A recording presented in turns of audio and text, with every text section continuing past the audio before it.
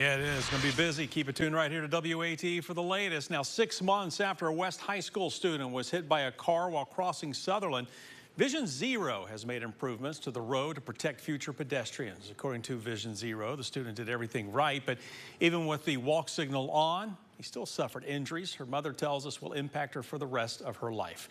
With centerline hardening and curb bulb out measures, Vision Zero says this will protect future pedestrians from turning vehicles. They say the new installment will make motorists slow down, pay better attention to the road, and make pedestrians crossing more visible.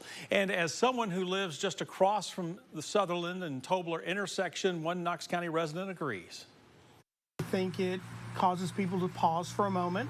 A lot of people take the corner a little quickly, and this makes everyone slow down, especially with the kids and the pedestrians.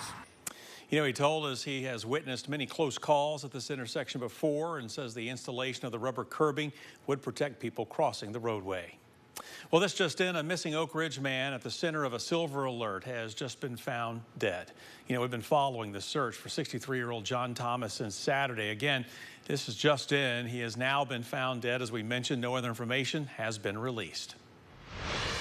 Knoxville Police strongly encouraging people to never get in a vehicle with a stranger for any reason. And if you have requested a ride share, KPD says to always verify the driver's information before getting in the vehicle. Knoxville Police say this happened around 4:20 yesterday morning in the Fort Sanders neighborhood. A 22-year-old telling police she was walking back to her apartment when a man pulled up. Apparently said that he was an Uber driver just getting off work, offering her a free ride. Once the woman got inside the man's car, which is described as a white SUV, she says she was assaulted and then pushed out of the vehicle. If you know something that can help out investigators tonight solve this case, you are asked to please call the East Tennessee Valley Crime Stoppers.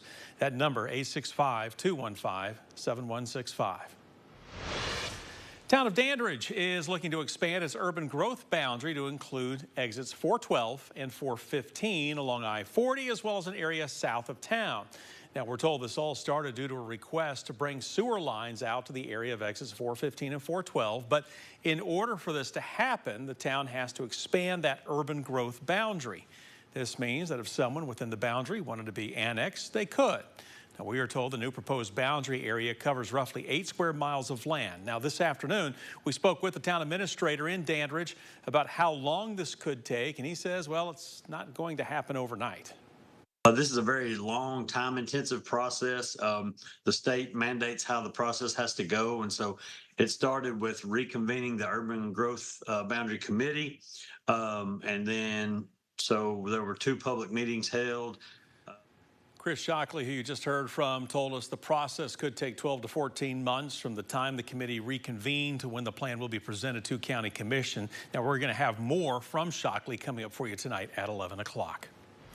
Next on our list, 2 worrisome incidents out of Jefferson County we want to tell you about. We're starting with a suspected case of road rage that left someone dead and a man in handcuffs. This happened around 5:20 this morning on Roy Messer Highway in the White Pine community of Jefferson County.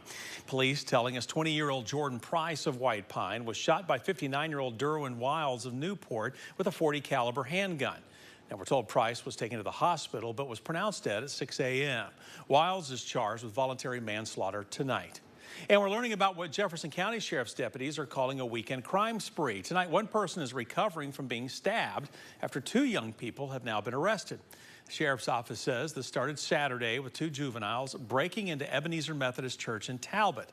The next day, deputies were called out to a report of a carjacking in that same area. That's where they found the victim with stab wounds. He was taken to UT Medical Center. Deputies say they spotted a car leaving a driveway nearby. White Pine Police helped stop the car, finding that one of the juveniles inside had overdosed. The boy was taken to the hospital for treatment. Both juveniles face charges of aggravated assault, carjacking, aggravated robbery, and burglary. Well, you'll remember that Judge Dwayne Sloan began walking along East Highway 2575 last month after he got a flat tire. Well, the Jefferson County Sheriff's Office telling us he was hit when he walked out into the roadway.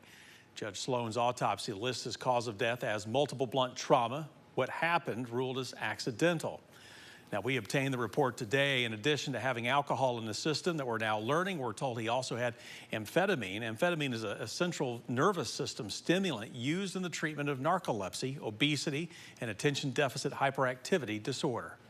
Judge Sloan was first elected to the 4th Judicial Circuit Court in 1998 and co-founded his Judicial District's Drug Recovery Court in 2009. He was known for his work helping people overcome addiction.